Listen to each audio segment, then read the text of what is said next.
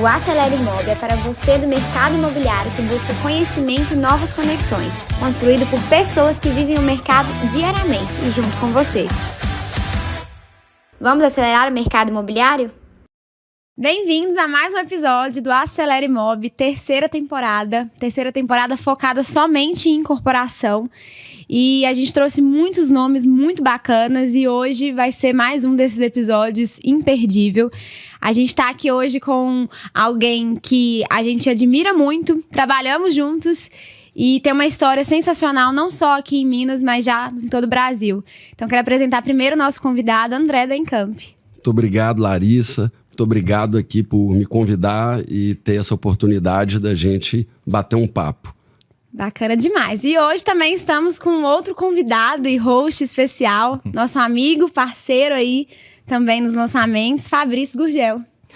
Olá, tudo bem, pessoal? Prazer estar aqui com você, Larissa, mais uma vez, mais um podcast. André Campos, satisfação compor essa mesa com você, né, meu amigo?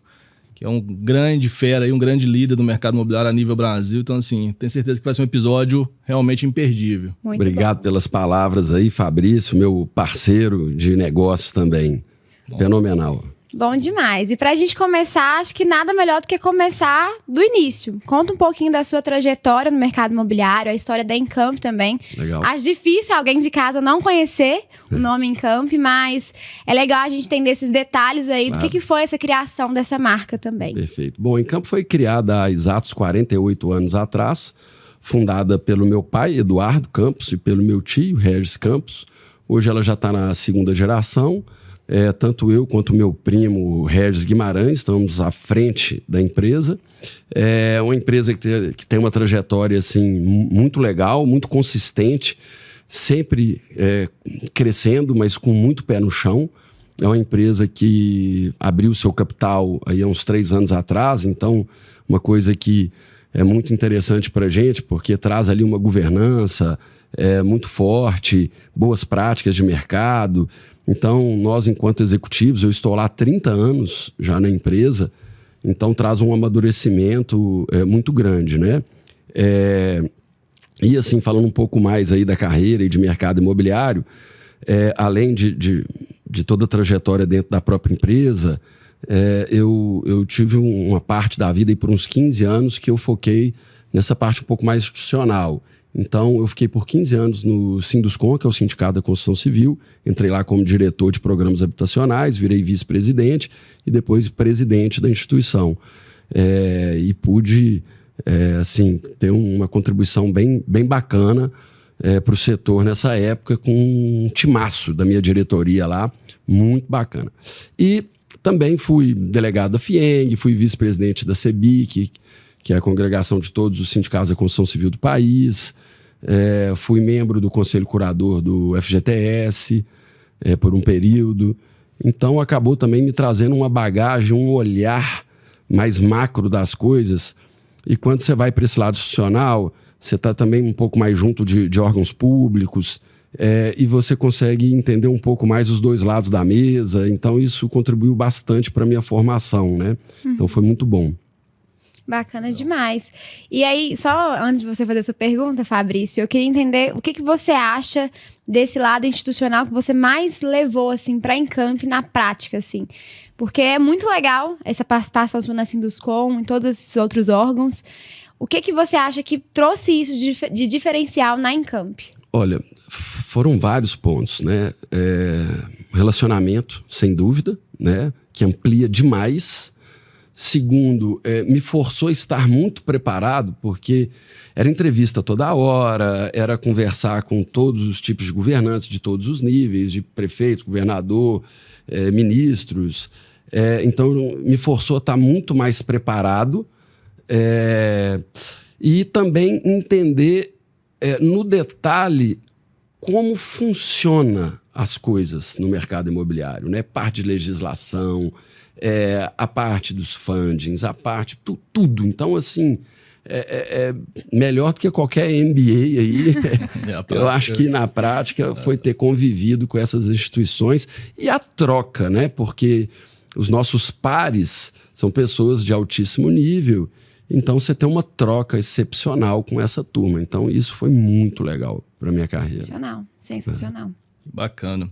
André, recentemente a gente participou de um evento, Acelere Mob, e nesse evento me foi perguntado qual era a minha opinião sobre o empreender, construir, incorporar no Brasil. E eu tenho uma frase minha que eu falo que mar calmo nunca fez bom marinheiro, que é o meu lema de vida, sabe? E eu usei esse tema para falar assim, cara, para mim o Brasil nunca foi um mar calmo, né? Sempre foi um mar revolto. Sim. E eu transfiro essa pergunta para você hoje, André. Na sua opinião pessoal, né? E logicamente com toda a sua bagagem aí. O que é que torna o Brasil um país especialmente difícil, peculiar de se empreender, de se construir, de se incorporar? Bom, vamos lá. Tem até vários desdobramentos aí para essa pergunta.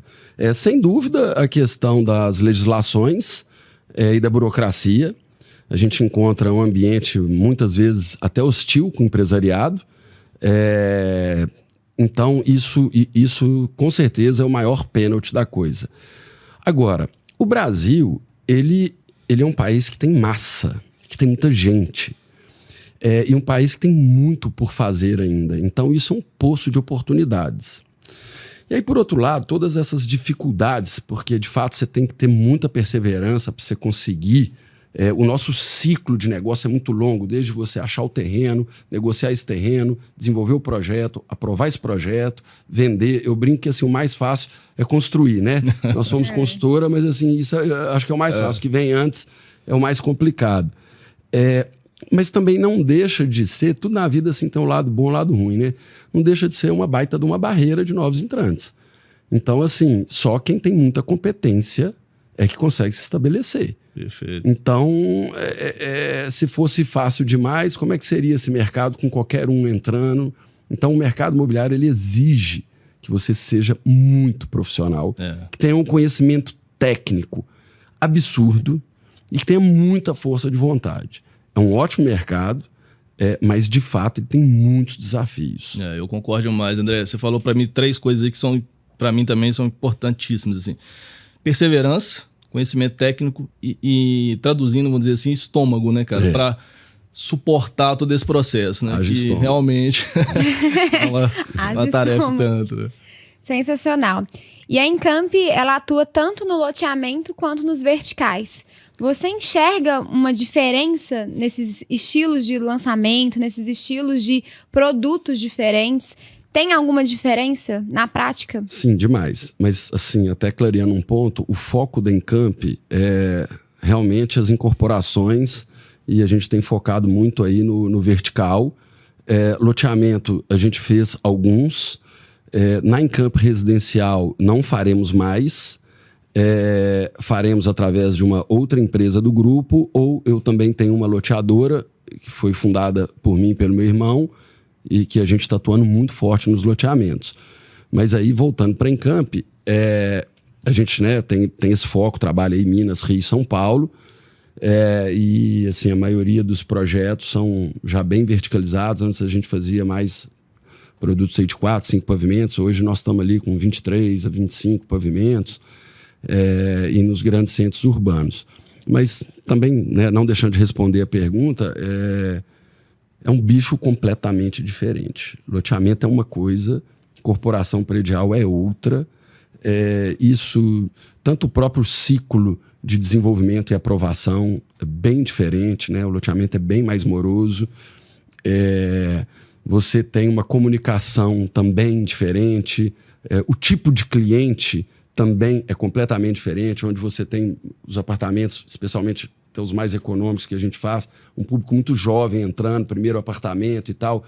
O lote já tem que ser assim, uma pessoa um pouco mais madura, porque ele tem que ter a condição de comprar o lote depois de fazer a casa. Óbvio que tem suas exceções, mas a gente já vê um público ali um pouco mais maduro.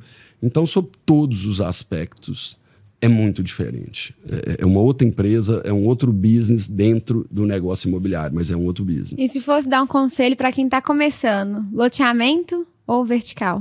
Olha, sempre me fazem esse tipo de pergunta, e às vezes até mais abrangente, alto luxo, média renda, baixa renda, qual setor? Cara, Brasil tem oportunidade para tudo. Tem espaço para tudo. De fato, quando você foca, você tem mais possibilidade de dar certo.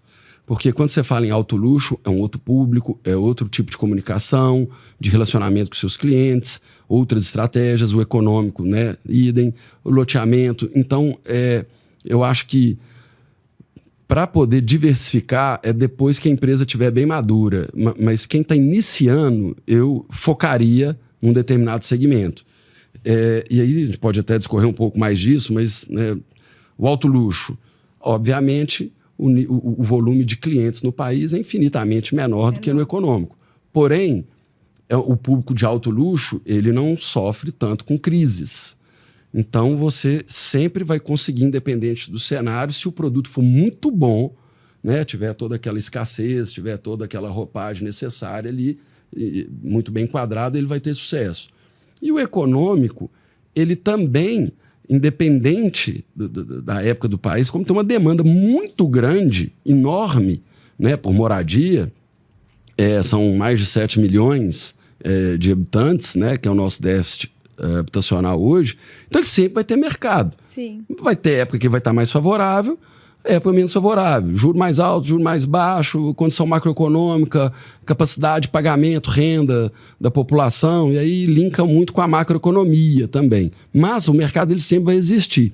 E o de loteamento versus um empreendimento vertical, eu acho que tem muito mais a ver com outros aspectos, como se o produto é muito bom, se a localização é excepcional, se o preço está acertado, não tem como falar um é melhor do que o outro, um vende mais do que o outro, um é mais fácil do que o outro, não. Cada um com sua especificidade, mas tem mais a ver com acertar todos esses pontos. Perfeito. Maravilha. André, e assim, trazendo para o lado, considerando toda essa história sua aí de 48 de Encamp, 30 anos que você está à frente lá da empresa, dentro da Encamp, hoje, o que vocês observam em relação ao comportamento de consumo do comprador, né, do cliente final ali que compra o apartamento, que compra o lote? Como que esse comprador hoje, nos últimos anos, qual é a evolução de exigência dessas pessoas? O que tem sido, né, exigido em termos de produto, Sim. de financiamento, enfim? Qual é a sua visão sobre? Temos vários pontos. Talvez nenhum se sobressaia tanto. Talvez o que mais eu vejo todo mundo muito corrido, querendo uma coisa mais dinâmica, e a velocidade, né, das coisas que têm acontecido, e isso conversa muito com localização. Ou seja, facilidade. O cara está lá em bons bairros, né, mais centrais, dos centros urbanos, onde ele consegue ter todo tipo de serviço, comércio, trabalho. Uhum. Então eu vejo muito essa procura por imóveis e a localização, que sempre foi uma coisa muito importante, mas parece que está reforçando mais latente. Uhum. E aí desencadeia outras questões, porque para você também estar mais bem localizado e atender aquele mesmo público que antigamente ia mais para uma zona periférica, você tem que acertar o ticket. Uhum. E acaba tendo uma redução do tamanho dos imóveis para poder conseguir acompanhar esse ticket, até porque nos últimos anos a situação econômica do país também não favorece. Então o poder de compra acaba deteriorando em vista de uma inflação, em vista de um juros mais alto, e aí entra de novo a questão do ticket, a questão de ter uma prestação que caiba no bolso, e isso acaba refletindo um pouco dessas questões de conseguir viabilizar um produto numa localização melhor, só consegue se você colocar mais unidades naquele terreno e, consequentemente, diminuir um pouco o tamanho delas ali. E aí a gente pode colocar outras nuances menos relevantes, mas que a gente observa. Então, assim, uma demanda que apareceu para a gente no pós-pandemia para apartamentos é você ter um lazer mais adequado, a pessoa conseguir ter tudo isso dentro do próprio empreendimento, é ter uma varanda gourmet, a varanda em si, né? Sim. Também apareceu um aumento muito grande de pets, né? De animais de estimação. Pet place, então, assim, né? O pet place passou a ser obrigatório, que era uma coisa que já existia, mas hoje é obrigatório. Aí já começa a evoluir um pouco para alguma coisa de serviço também, algumas empresas já se especializando em serviços como lavanderia, mini mercado, né? A gente viu uma explosão aí de mini mercados para trazer esses facilities para o dia a dia. Então, assim, tem uma série de coisas que de fato veio se adaptando. Mas eu acho que o grande lance aí continua sendo uma boa localização e você acertar uma boa condição de pagamento para caber no bolso daquele cliente que você está mirando, né? Que acaba sendo, como você já bem disse, é o grande desafio hoje, né, André? Porque terrenos cada vez mais escassos, e aí terrenos com boa localização mais ainda, né? Sim. Cada vez mais escassos. Quando o preço é muito caro, então o custo de aquisição desse terreno acaba sendo muito alto para o incorporador, para o construtor, né? Então, realmente, acho que esse desafio, para mim, é o ponto-chave, né? Assim, é você conseguir conciliar tudo isso. É uma equação difícil, né? Encaixar a viabilidade com o terreno bem localizado, custo de obra também, que nos últimos anos disparou, né? Então, realmente é um desafio. E falando da sua experiência na Encamp, vocês atuam hoje em Minas, São Paulo e Rio. Quais são as diferenças que vocês percebem? E você indica para o incorporador iniciante diversificar, assim, também? Porque a gente escuta muito, né? Que uma das dúvidas dos nossos ouvintes será que eu vou para outros lugares? Minas é muito difícil. Então, eu queria que você compartilhasse um pouco da sua experiência aí também, nesses 3 estados. Tá, vamos lá. Bom, indiscutivelmente, São Paulo é uma praça muito mais madura, que tem uma demanda absurda. E eu brinco até, assim, que é uma praça que até aceita um pouquinho de erro. Se você errar um pouquinho na localização, um pouquinho no preço, um pouquinho no produto, você ainda vende. Por quê? Porque é uma demanda muito grande. Tem uma concorrência também muito grande, tá todo mundo lá, mas tem muita gente, é um mercado muito pujante. E você tem, assim, uma legislação mais amigável, você consegue ter um coeficiente de construção para o terreno muito maior, então é mais fácil de viabilizar em detrimento de outros municípios. Não que lá seja fácil também, mas comparando com os outros que a gente atua, ele é muito um ambiente pró-negócio. A prefeitura e as prefeituras ali da região metropolitana e até mesmo do estado, elas são mais abertas, com legislações mais adequadas. O próprio cliente, ele tem renda formal, ele tem mais renda. Então, assim, a inadimplência é menor. Então, tem uma série de indicadores nossos que tudo aponta que São Paulo é melhor.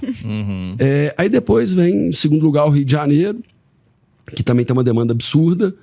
Tem uma legislação bacana também.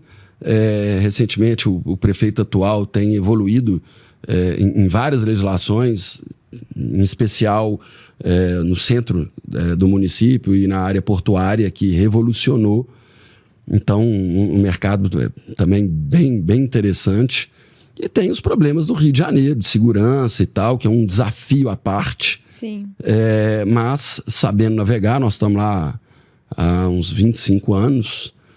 Então, também é um mercado muito bacana. E Minas Gerais é o mais desafiador, porque ele tem a pior legislação, né, na maioria dos municípios. E você tem um mercado bem menor, você tem uma escassez de terreno grande, você tem uma topografia muito desfavorável, né, em detrimento desses outros lugares que nós estamos dizendo. Então, eu brinco assim que a minha turma aqui de Minas são heróis, viu? Porque não é fácil empreender. Desdobrar cada vez mais. E desdobrar.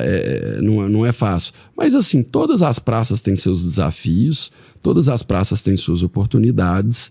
São 3 excelentes praças para trabalhar.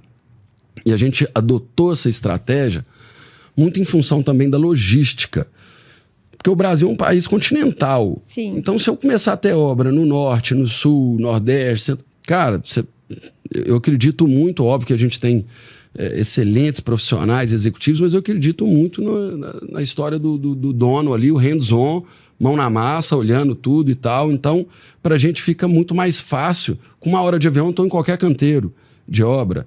Então, eu entendo que a gente consegue ter mais gestão na empresa, a gente entende bem dos mercados e tal. E acaba sendo um nível de diversificação, que você falou, Larissa, que eu acho que é muito importante, sim, diversificar, porque às vezes uma praça está melhor, está pior, entra um prefeito mais complicado, um governo que não está evoluindo tanto, então a outra praça está boa. Então, você consegue dar uma navegada assim, melhor. Para quem está iniciando, eu acho que é melhor se estabelecer primeiro numa praça, conseguir solidificar, patamarizar ali a empresa naquela praça, para depois ele evoluir para uma segunda ou uma terceira. Inclusive, esse foi o caminho da Encamp. A gente começou em Minas, depois nós evoluímos para o Rio de Janeiro e só depois fomos para São Paulo. E hoje São Paulo é a nossa maior praça. Legal. E foi a última a entrar. Mas a gente foi fazendo de forma muito consolidada. Bacana demais. André, e trazendo assim mais para o nosso cenário econômico atual, está muito em voga aí, né? A gente tem sofrido grandes oscilações, né? Selic a 15%, enfim, isso mexe com o mercado, né? E mexe com tudo, né? Perfeito. Na sua visão ou na visão de Encamp, o que vocês esperam assim do mercado nos próximos anos em relação... Eu queria fazer um paradoxo entre os dois extremos, vamos dizer assim, entre o popular e o alto padrão. O que você entende aí que são as tendências para os próximos anos? Qual mercado vai sofrer mais ou menos? O que tem de ser melhor? Enfim. Bom, assim, é uma boa pergunta, mas eu sigo sempre muito tranquilo. Eu tenho uma frase que eu gosto de dizer o seguinte: eu olho menos para Brasília e olho mais para Brasil. Boa. Se a gente começar a olhar demais... claro que, gente, num atual cenário de juros que nós estamos, você tem que ter muito mais cuidado. Sim. Mas também aparecem muitas oportunidades.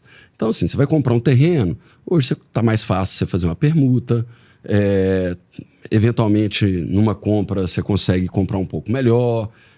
Então, tem os desafios, mas tem as oportunidades. Então, o mercado, ele sempre vai estar aí. Eu brinco que a habitação, seja ela para o alto luxo ou para o econômico, é um produto de primeira necessidade, como comer e vestir. Só que a única diferença é que comer e vestir você fazer todo dia. Sim. E a habitação você pode esticar um pouco. Então, você está lá, o sujeito está morando na casa dos pais. Passou 1 ano, 2 anos, 3 anos, casou. Ele vai continuar na casa dos pais? Ele vai ter que sair. Às vezes ele fica lá até uns 6 meses, 1 ano. Tem uns que fica. Embora não. Mas não vai dar pra ficar a vida toda. Então, uma hora ele vai ter que sair. Aí, beleza, ficou. Aí nasceu gêmeos. Esse cara vai ter que sair. Então, assim, uma hora ele tem essa necessidade. E nessa hora, ele não tem como escapar. Assim como uma família que, de repente, se separa, a esposa fica com os filhos no apartamento, o marido vai ter que ir lá e comprar um outro apartamento para poder morar. Então, ou seja, essa demanda ela é pujante, ela não para o tempo todo. Então, independente se você tem crise ou não está em crise, é uma necessidade.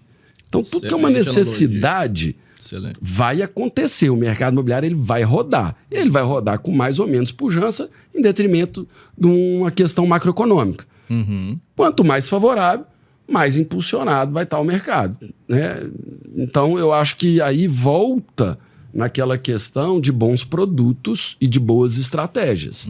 Se você tiver, numa hora de crise, e tiver lá 10 concorrentes numa mesma região, eu não tenho dúvida que, em primeiro lugar, o mais bem localizado e, em segundo, o produto mais acertado para aquele público, ele vai desbancar os demais. Pode ser que não tenha demanda para todos os 10, mas aqueles 2, 3, 4, 5 melhores, eles vão. Eles vão embora. E aí, de novo, a turma do alto luxo, que você perguntou, é menos suscetível à crise, porque ele está mais preparado, mais estruturado financeiramente, então ele consegue. Talvez o investidor some um pouco num período de muitos juros, ou vai só barganhar boas oportunidades, e aí quando o juro está muito baixo, a gente viu, né, poucos anos atrás, aí, juros chegando a 2%, o mercado imobiliário vai embora. Sim. Essa turma realmente investe pesado. E o econômico... O cara precisa. E aí sempre na história teve algum programa social. Antes era o PAR, que era do Fernando Henrique, Projeto de Arrendamento Residencial, que desdobrou no Minha Casa Minha Vida. E aí sempre tem algum tipo de subsídio, porque no mundo a habitação social necessita de subsídio, então esse mercado acaba sempre muito ativo, assim, sabe? Vai ter mais pro lado que você falou de necessidade, né? Sim. O Ao Padrão é mais uma necessidade moderada, vamos dizer assim. Sim. É mais para realizar um desejo, né? Mas enfim, tem também. Né? Mas tem também, porque o sujeito também vai sair da casa dos pais e vai comprar. E vai, ele é um mercado que ele tem ali, obviamente, um desdobramento numa segunda moradia, numa casa de campo, numa casa de praia, quando vem um alto luxo e tal. Sim. E isso sim é mais supérfluo, e isso num momento de crise talvez fique em segundo plano. Mas de primeira moradia, o racional é igual para o econômico. Perfeito. É igual. Perfeito. E é legal, até fazendo um gancho no que você disse, porque muita gente às vezes fala assim, mas será que é o momento de entrar no mercado imobiliário? E eu sou nova, eu tenho 8 anos no marketing imobiliário, mas é uma coisa que eu sempre ouvi dos meus pais e é uma coisa que não muda, né? Quem compra terra não erra. E é muito aquilo que você falou, porque é uma necessidade. É um mercado que, ao contrário dos outros, sempre vai ser importante no Brasil. Sim. Fico vendo, às vezes, essas pesquisas falando, mas a geração Z não vai comprar imóvel. Cara, todo mundo quer um imóvel. Todo mundo quer ter algum lugar. Igual você falou, vai ter um momento, ele pode ser que demore mais do que demorava anos atrás, né? Perfeito. Que era 18 anos, o filho vai sair de casa. Hoje, com 30. E Larissa, lá, né? Tanto é verdade isso, que você vê um fenômeno que chega a ser, assim, até no mínimo curioso, para não dizer engraçado. Quando um juro está alto, que talvez seja uma das piores coisas para o mercado, quer dizer que você está com um cenário econômico turbulento, né? Não muito adequado, e de inseguranças, seja políticas, jurídicas, o que for. E aí, aonde que as famílias brasileiras recorrem? Ao mercado imobiliário, por ser uma coisa perene, de longo prazo e tal. Então, ainda que possa, numa conta financeira pura e simples, não ser a melhor opção, para ter sossego e garantia, tranquilidade, ele compra o imóvel. Ele põe o dinheiro dele no imóvel. Ele fica com medo de aplicar isso numa bolsa, ele fica com medo de aplicar num fundo, ele fica com medo de, hoje não, uma poupança que não rende. Então, ele vai para onde? Ele vai para o imóvel, porque o imóvel ele sempre tem valorização ao longo dos anos, na vida, na história da humanidade. Então, assim, acaba que você tem um paradoxo. Você fala, olha, não está tão bom para comprar. Não, mas justamente porque não está bom para comprar, porque o cenário está muito doido, é ali que eu vou pôr o dinheiro. Então vai ter pessoas, aí é perfil, que talvez vão retrair e outras que vão avançar no mercado. Eu defendo muito isso também, André. E exemplo disso a gente viveu na prática, né? Assim, talvez seja o cenário, talvez não, certamente foi o cenário mais turbulento e mais incerto que a gente viveu, foi a pandemia, né? Então, ali em 2020, exemplo disso, né? Foi o ano que a gente mais vendeu imóvel, né? Assim, estoques aí de condomínio fechado, de apartamento, vendeu tudo. Então, assim, o que você falou, num momento de insegurança e de alta instabilidade, o mercado imobiliário ele sempre se mostra esse porto seguro, né? Muito forte. Essa coisa da terra, né? Deixa eu segurar esse aqui, que isso aqui ninguém me toma, vamos dizer assim, né? E falando um pouco aí da sua pergunta ainda da geração Z, a gente vê também alguns fenômenos. E, basicamente, você tem 2 caminhos. Tem gente que, de fato, vai preferir alugar e tem gente que vai querer comprar. O que prefere alugar abre um mercado muito maior para investidores. Então, o que eu tenho visto? Um volume de investidores, principalmente para produtos mais compactos e mais bem localizados, que é o que eu falei no começo da conversa. Assim, investidor compra na hora. Ele compra porque ele sabe que essa turma mais nova quer alugar. E outros que que tem um pouco mais enraizado culturalmente, que entende que imóvel também é uma boa opção, acabam comprando. E também hoje eu vejo que assim, essa turma mais nova, eles não estão tão preocupados em ter um imóvel muito grande. Sim. E aí, de novo, cai nessa mesma questão de tamanho, mais reduzido, mas que tenha mais serviço, que tenha mais facilities, né, localização, de novo, sempre importante. Então, acaba que a geração Z ela não escapa. Ela está dentro de um jeito ou do outro, seja pelo investidor e no aluguel. Então, ou seja, ele está fomentando o mercado imobiliário, através de um terceiro comprando, ou ele mesmo comprando mas com essas adaptações, não tem mais aquele desejo antigo. Se a gente for perguntar para uma geração aí da turma de 50 a mais, o desejo número 1 era casa, não era nem apartamento, 3 quartos no mínimo, e família maior e tal, beleza. Hoje não, hoje a turma não quer carro, quer estar morando perto de tudo e não se incomoda de ter um apartamento super compacto. Não tem esse problema. Aí a gente vê essa turma mais velha tendo algum certo preconceito dos compactos, e a turma mais nova não tá nem aí, desde que a planta seja uma planta inteligente, o produto seja legal e tenha as facilities, vai embora. André, pegando um gancho nessa questão das facilities, enfim, dos serviços e também da geração Z, que a Larissa levantou muito bem, eu vou tocar em outro ponto que também hoje está muito em alta, né? Que é a questão ambiental, a questão sustentável. Como que a Encamp hoje, né? Que a Encamp certamente é uma das propulsoras do mercado imobiliário, a gente sabe disso. E como que hoje vocês da Encamp têm se comportado nessa área da questão da sustentabilidade, da questão ambiental? Tem trago algumas... Sim, demais, muito. Provavelmente a gente deve ser a empresa, se não for a mais, uma das mais sustentáveis do país. Por quê? Pela metodologia construtiva nossa. Legal. Porque, assim, vamos lá, quando você compra um terreno, você tem as leis ambientais. Então, se você precisa fazer algum tipo de supressão arbórea e tal, você vai suprimir e vai compensar 2, 3, 4 vezes mais em outro lugar. Então, essa aí não é bem a questão, porque todo mundo segue, porque é obrigado. A parte construtiva, não. Cada um tem seu modelo. Perfeito. E a construção civil, ela acaba sendo uma grande geradora de resíduos. Isso. E nós optamos por uma tecnologia, nós somos pioneiros na tecnologia de formas de alumínio com concreto injetado. Então, você não existe desperdício. Você não tem desperdício de água, você não tem desperdício de material, de tijolo, de massa, de reboco. Não tem, porque uma vez injetado o concreto, que é um concreto de alta resistência inicial, no dia seguinte você pode desformar. E a parede está prontinha para receber uma pintura, as esquadrias, as portas e o piso, e acabou. Então, nós viramos uma linha de montagem. E com isso, você zera o seu resíduo, que eu acho que é a coisa que mais pode contribuir para o meio ambiente, porque você não tem necessidade de fazer bota fora, você não tem necessidade... e até uma coisa mais inteligente, né? Então, através da tecnologia e do processo construtivo da nossa empresa, a gente se torna o que há de melhor e mais moderno na questão da sustentabilidade. Sensacional. E até aproveitando a gente falando de tecnologia e inovação, tá tendo muitas mudanças, né? Inteligência artificial e muitos serviços e softwares que facilitam a vida aí do incorporador. Queria que você compartilhasse com a gente, assim, o que a Encamp vem trazendo de inovação. E até mesmo para o pessoal escutar, porque muita gente está começando e não sabe nem que existe, às vezes, alguma solução e que hoje já existe muito mais barata, mais eficiente. Bom, assim, nós temos vários campos de atuação, de inovação dentro da empresa. Sem dúvida, o IA hoje é a grande bola da vez, né? Então, quem não tiver focado em desenvolver isso na empresa está perdendo espaço.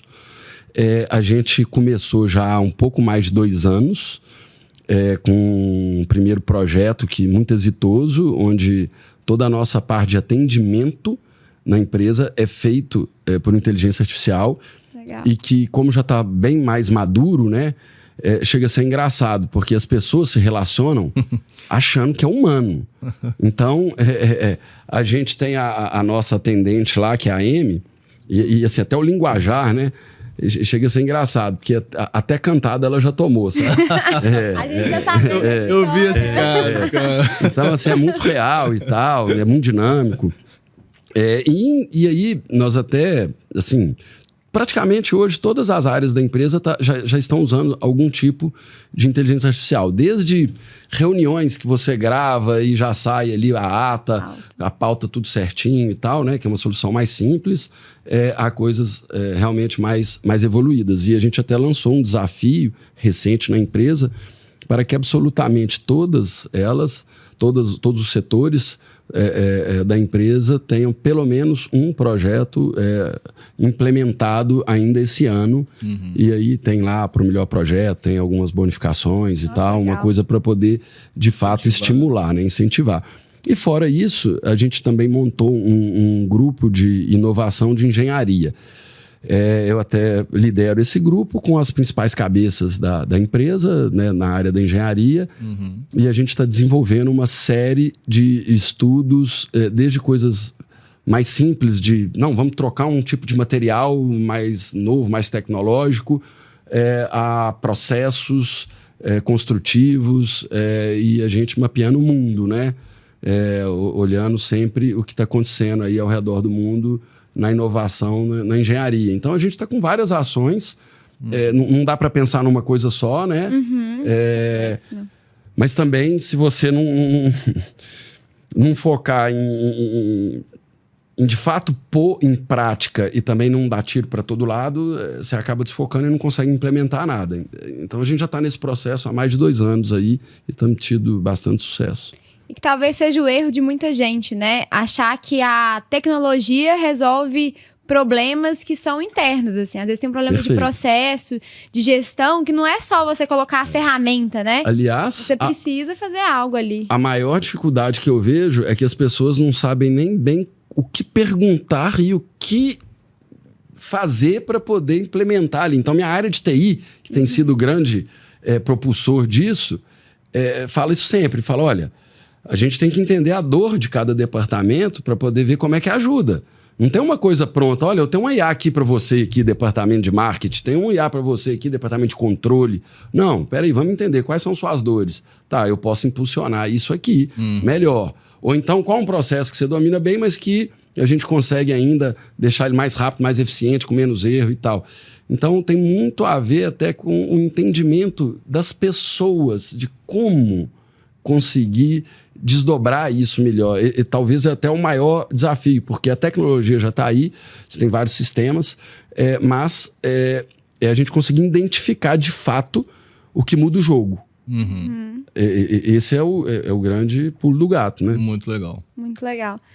Tem uma pergunta que eu queria fazer que não tá na pauta, você até desculpa, Fabrício. Fica à vontade. Mas a gente tá falando de pessoas e processos e a gente, recentemente, eu estive na sede da Encamp e eu fiquei muito chocada com tanto de gente. E toda vez que eu vou nessas empresas grandes, eu fico assim, cara, que trabalho que deve ser gerenciar tantas pessoas e tantas equipes. E eu vejo que é uma dor muito grande também de quem tá crescendo, né? Quem tá crescendo aí é a incorporação, a construtora, de gerenciar, delegar. Eu queria entender... Perfeito. Como que foi isso para vocês? Compartilhar um pouquinho dessas práticas de gestão, que eu vejo que é muito importante para o crescimento e que é fundamental, né? A gente saber delegar, ter equipes. Não tem dúvida. Assim, a gente até fala, né? Tem uma ordem que é pessoas, processos e sistemas. E nessa ordem de importância. Então, você não vai para frente se você não tiver pessoas super qualificadas. Uma vez... com um time super qualificado, dificilmente você escala seu negócio se você não tiver processos. E, por último, você também não continua escalando e melhorando se você não tiver sistemas. Mas você também não consegue ter sistema se você não tiver um bom processo. Então, eu vejo isso muito erro. A pessoa vai implementar um sistema. Não, esse sistema vai me salvar. Não salva. Impossível. Então, toda vez que a gente vai implementar um sistema novo, a gente só autoriza se o processo estiver muito maduro. Se ele já foi, se ele já errou, se ele... Sabe? O processo está muito maduro, agora pode ter sistema. Então, se você não respeitar esses 3 pilares e nessa ordem, dificilmente você vai conseguir ter gestão. Óbvio que gestão não é só isso, né? Na verdade, tem uma frase até que meu irmão fala, que eu gosto muito dela. Que, assim, a questão da gestão é você... garantir, e aí veja bem a ênfase da palavra garantir, o sucesso. Então, o resultado, desculpa. Então, você tem que garantir o resultado. Para você garantir o resultado, você tem que passar por um monte de coisa. E isso é gestão, porque tudo numa empresa é direcionado para o resultado. Né? Não é uma instituição filantrópica, é para o resultado. Então, você tem que ter todo esse arcabouço para você poder conseguir garantir. Como que você garante? Com pessoas boas, com bons processos e com bons sistemas. E aí tem que tomar cuidado absurdo para não ser contraditório, né, André? Porque assim, eu acho que isso é a dor de todo e qualquer empresário, né? Sim. Em qualquer nível, em qualquer área, em qualquer esfera. É você criar, né, formar pessoas, que não é uma tarefa nada simples. Nos dias de hoje, mais difícil. Criar processos eficientes, né, eficazes e sistema. Perfeito. E fazer tudo isso também sem engessar a empresa, né? Quando você cria processo demais, burocratiza demais, você corre um sério risco também de engessar tudo, né? E mais, né? Eu acho que a gente tem que estar muito atento às mudanças. A gente está falando aí de geração Z. Você vê, você tocar a empresa como meus pais tocavam, não fica ninguém. Não fica ninguém. Essa turma mais nova aí, o jeito de lidar é completamente diferente. Sem dúvida. E, cara, se a gente não entender esse jogo, não adianta reclamar. Você tem que entender o jogo para que essa turma esteja com você, porque você vai precisar deles também, né?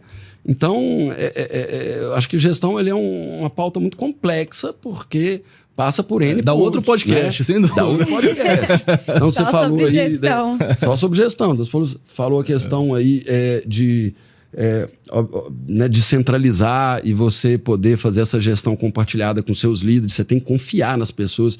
Então, eu falo isso muito. A gente tem que pegar pessoas que têm uma técnica naquilo melhor do que a sua. Então, a pessoa mais gabaritada, e tem que deixar os caras trabalhar. Você também não pode ficar de cima ali, você fica de cima sobre os resultados. Sim. Você tem que dar liberdade para poder trabalhar. Sim. Então você tem que saber delegar, que é o ponto que você colocou, que eu acho que de fato é muito importante. Então tá vendo um conjunto de coisas, né? Nada é uma coisa só ali, né? E tá de cima na cobrança, né? De cima em reuniões de trabalho e de estratégia o tempo todo. E é isso, é um desafio. André, e assim, de forma mais sintetizada, na sua visão, eu quero ouvir muito você, a sua opinião pessoal. Qual é o maior desafio e a maior oportunidade que você enxerga nos próximos 5 anos aí para quem constrói, para quem incorpora no Brasil hoje? Olha, o maior desafio, eu acho que ele não muda muito de hoje ou de pouco tempo atrás, que continua sendo aí essa burocracia absurda que a gente vive, especialmente empresas maiores que trabalham em várias praças. Você vê, cada cidade tem um código de obras, cada cidade tem uma legislação de zoneamento, um plano diretor, as nomenclaturas são diferentes, tudo é diferente. Tem país que é tudo igual. Você fazer numa cidade ou numa outra, 1.000 quilômetros de distância, é tudo a mesma coisa. Então você tem um arcabouço legal, desordenado, você tem demandas daquele poder que está ali, né, seja da prefeitura, do estado atual, que enxerga de forma diferente de outras praças. É tudo muito diferente. Eu não consigo ter um padrão. Então, por exemplo, eu preciso de padrão porque o meu negócio é forma. E eu tenho que ter uma forma praticamente para cada praça. Pensa, se na indústria automobilística eu tivesse que, olha, não, para Belo Horizonte o motor tem que ser de um jeito. Para o Rio de Janeiro o vidro é de outro. O banco de São Paulo é completamente diferente. A roda de Manaus é outra. Quebrava todo mundo. Quebrava todo mundo. Aí nós temos um absurdo que empaca o desenvolvimento da construção civil, que muitas vezes eu acho que tem um olhar até errôneo, que as pessoas falam, poxa, mas não inova, não vai, não industrializa. Como industrializar um cenário caótico, surreal, desse arcabouço legal que é imputado ao nosso mercado? É impossível. Então eu tenho que ter cada cômodo de um jeito. Belo Horizonte me exige assim, qual que é a iluminação do cômodo, a ventilação do cômodo, tem que ter isso, tem que ter aquilo, outra varanda é assim, o outro é assado e tal. Cara, o mercado penaliza se você não fizer um bom negócio. E existe chama norma de desempenho, que é uma norma federal, que já regula tudo. Aí fica cada um querendo regular uma coisa. Então você não tem produtividade, você não tem eficiência, você não tem ganho de escala, você não consegue padronizar, você não consegue industrializar. Então o que a gente tem feito é um verdadeiro desafio nessa metodologia construtiva nossa, porque ela é um avanço enorme, mas ela poderia estar muito mais avançada se fosse isso. Então, esse acho que é o grande desafio que a gente até tenta, através das instituições, de trazer essa pauta para a mesa constantemente para tentar unificar isso. A gente entende que, óbvio, cada município tem suas especificidades e tal. Cara, mas na hora que você fala assim de construção, né, especificamente lá do prédio, da casa, não é assim. Você pode até ter um uso do solo. Olha, essa área da cidade eu quero ocupar mais porque tem mais serviço. Essa eu quero desenvolver mais no futuro. Essa aqui eu não posso mais porque isso é uma coisa, eu acho que cada cidade tem que ter. Coisas mais macros, né? Sim. Né? Agora, discutir tamanho de cômodo, cara, tá de brincadeira, né? O pensamento é muito retrógrado, né? Então é complicado. Eu acho que esse é o grande problema aí. Legal. E oportunidade, aí, cara, tem para todo canto, de toda sorte. Eu acho que é a pessoa estar mais preparada, né? O corpo diretivo da empresa e os seus profissionais executivos, e o dono da empresa, ele tem que estar mais preparado. Eu sempre falo isso muito do autodesenvolvimento, né? Então, a pessoa procurar se desenvolver, porque aí ela vai estar mais apta a enxergar essas possibilidades. Uma pessoa não preparada, ela tem um olhar mais míope. Uma pessoa mais preparada, ela com certeza vai identificar, ela vai enxergar, ela vai fazer esse exercício de futurologia, né? Cara, como é que está o cenário, aonde que isso aqui pode melhorar, aonde que isso está abrindo uma demanda. Então, a grande recomendação é se autodesenvolva, né? Seja através de cursos, de MBAs, de vivências em outras empresas, de instituições como eu passei. E aí, podcasts como esse. Podcasts, com certeza, boa. Eu acho que esse é o grande caminho, sabe? Maravilha. Legal demais. A gente ia finalizar, mas eu tenho uma pergunta para vocês dois, porque não tem como estar aqui do lado do André e do Fabrício e não falar de vendas. E eu sei que os ouvintes, no final do dia, eles vão querer saber como vender mais ou como lucrar mais. E, obviamente, tem vários caminhos para essa resposta, né? Assim, daria um episódio só sobre venda também. Mas eu queria ouvir de vocês dois, assim. Quais são esses passos para ter um sucesso, né? Então, em uma incorporação. Tá. Eu falo que a vendas é um conjunto de coisas e de ações. Não tem uma bala de prata. Não tem falar assim, não, mas eu acertei muito produto, não vai adiantar. Eu acertei muito preço, também não vai adiantar. A estratégia de marketing tá legal, não vai adiantar. E qual é... Aí, na hora que você fala de marketing, você tem vários desdobramentos, né? Então, eu acho que, assim, o posicionamento do produto é uma coisa extremamente importante, né? Não ficar na vala comum, é você definir bem para que público que você quer, naquele terreno que você escolheu, naquela vizinhança. Então, você tem que acertar bem aquilo, envelopar, trazer diferenciais reais, porque todo mundo gosta de falar, não, o meu tem diferencial. Você vai ver, é mais do mesmo, né? Então, de fato, tentar trabalhar em diferenciais, e aí você posiciona bem seu produto. E aí, no marketing e venda, você vai ter que ter uma série de ações. E eu acho que a grande diferença é você acompanhar e ter os indicadores para tal, para você corrigir. Você nunca acerta. Eu tenho 30 anos que faço isso. Cada produto tem alguma ação que vende mais do que um outro produto que é muito semelhante em outra cidade e tal, mas que tem similaridade. E um acertei mais, um online, o outro offline foi melhor, o outro tinha um negócio, uma passagem era melhor, o outro a estratégia tal funcionou, o outro não funcionou. Então, se você não mapear, ter indicadores e semanalmente, acompanhar isso e fazendo os ajustes de onde você vai pôr o dinheiro, eu brinco que assim, a gente tem uma verba para vendas e marketing, e você tem um monte de gavetinha. Então, você tem que pôr nas gavetinhas certas. Sim. Tem umas que você erra ali. Então, aí você, tira daquela ali e põe na outra. Então, é monitorar. É monitorar e é o conjunto de ações que você vai conseguir ter sucesso. Nunca vai ter um item que foi aquela grande sacada que fez você vender. Isso não existe. É um conjunto de ações. Você, Ô, Larissa, para mim, eu concordo plenamente com o André assim, nesse sentido, porque não existe a receita pronta, né? Como eu falava, não existe a bala de prata. Se existisse, Tá fácil. Tava todo mundo rico, né, André? Tava. Tranquilo, não precisa da gente, né? Isso aí. Então, não é esse o caso, assim. Eu sou muito a favor, Larissa, assim, e gosto muito de algumas coisas que o André mencionou. Por exemplo, você se preparar em todas as esferas. Então, a formação, né, de nós como vendedores, né, como coordenação de vendas, com o time todo, com o marketing, né, buscando capacitação, inovação, tendências de mercado, o que está dando certo, o que está dando errado, aprender com os erros, aprender com o outro, né, com o concorrente te ensina muito. Eu hoje estou tendo uma oportunidade de ouro, sem rasgação de seda nenhuma, mas estar aqui com o André hoje no podcast, estar dentro da Encamp hoje, para mim, como Fabrício Gurgel Coordenação, tem sido uma aula, né? Obrigado. A gente cresce muito, a gente amadurece muito quando você trabalha com empresa grande, né? Não que só a empresa grande vai ensinar, todos ensinam. Sim. Mas é uma outra visão, né? De gestão, enfim, de tudo isso. Então, para mim, a gente está aberto a aprender o tempo todo, a ter humildade de entender que a gente está aqui para aprender o tempo todo, né? E tentar juntar essa receita o máximo possível, né? Assim, de produto, de preço, de marketing.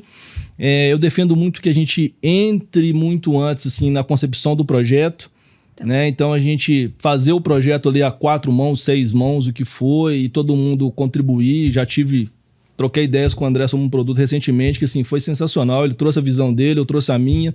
E no final das contas nasceu um negócio novo, vamos dizer assim. Sim. Né? Eu acho que é isso. Acho que não existe realmente a fórmula certa. Existe competência e abertura para aprender todo dia e fazer. Errar menos a cada dia, né? A cada produto, né, André? Perfeito. E eu, como agência, eu vejo muito isso, né? Que o que funciona é, de fato, ter sinergia entre os times. Então, o comercial e o marketing está muito alinhado. Eu falo que não pode brigar, porque a gente sabe briga. que Briga. Mas a gente tem que tentar ao máximo, né? Tá em sinergia, porque um depende muito do outro. Perfeito. E um tem que escutar muito o outro também. A gente tem que respeitar também, né? Eu vejo isso acontecendo, sabe, Larissa? Assim, às vezes, infelizmente, uma falta de comunicação entre as áreas, de quem está na ponta e do marketing, e aí sempre tem uma rixazinha ali eterna e a gente tem que sempre aparar essas arestas, o que não é fácil, porque precisa muito da visão dos dois, né? Sim.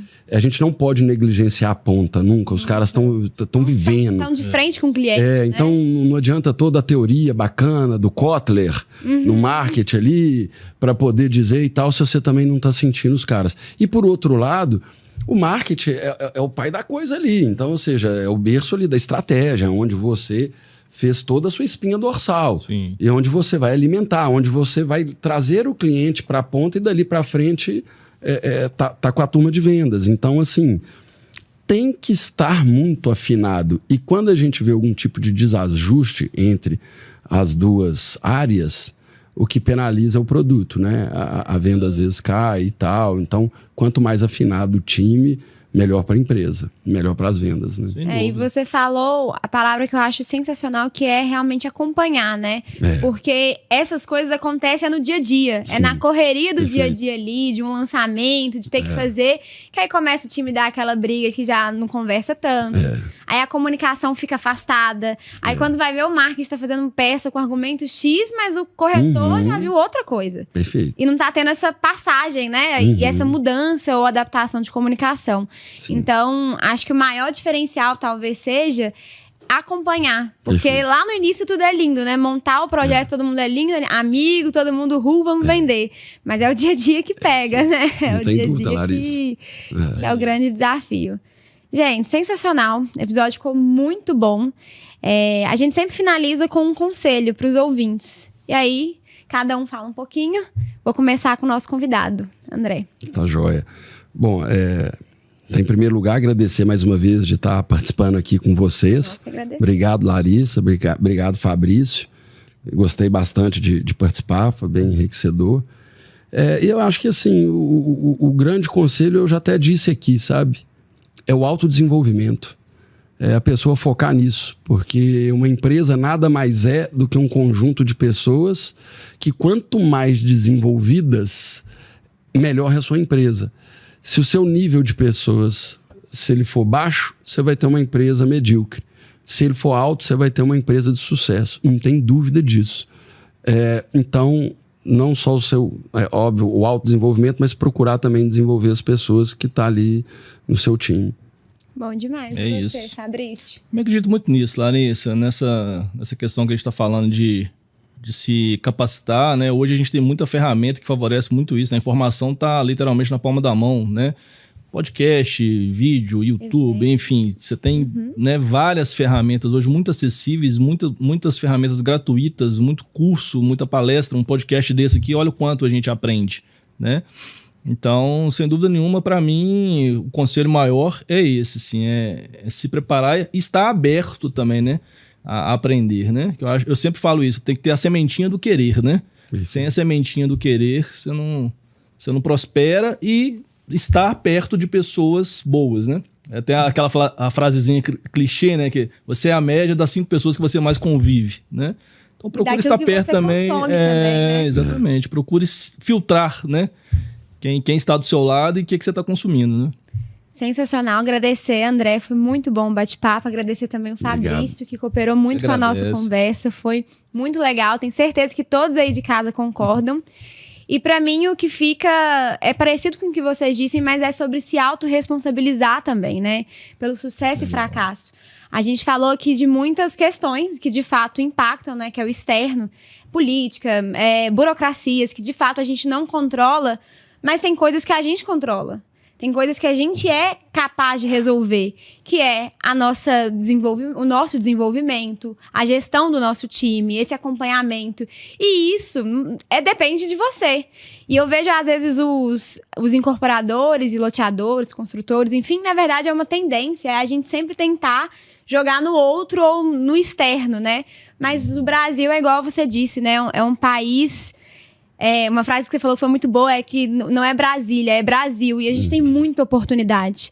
Tem muitas formas de crescer. O mercado imobiliário, ele é sensacional. Ele é, sim, desafiador, mas também ele traz muitos benefícios para quem está nele, realmente se destaca nele, né? Então, acho que a mensagem final fica sobre se autorresponsabilizar aí também pelo sucesso e pelo fracasso também, né? Assumir as consequências.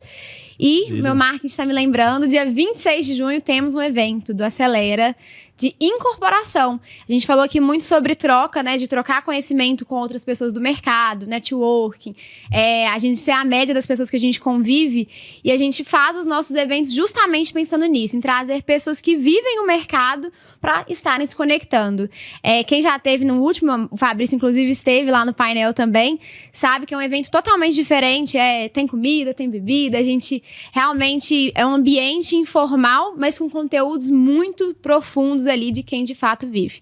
Então, nosso próximo encontro é dia 26 de junho, pré-venda. E meu marketing também tá me lembrando de vocês se inscreverem. Então, se vocês gostaram desse episódio, não deixem de se inscrever, deixar os comentários, compartilhar. Hoje a gente falou também do conhecimento, é tão importante, mas também é importante a gente ajudar, né?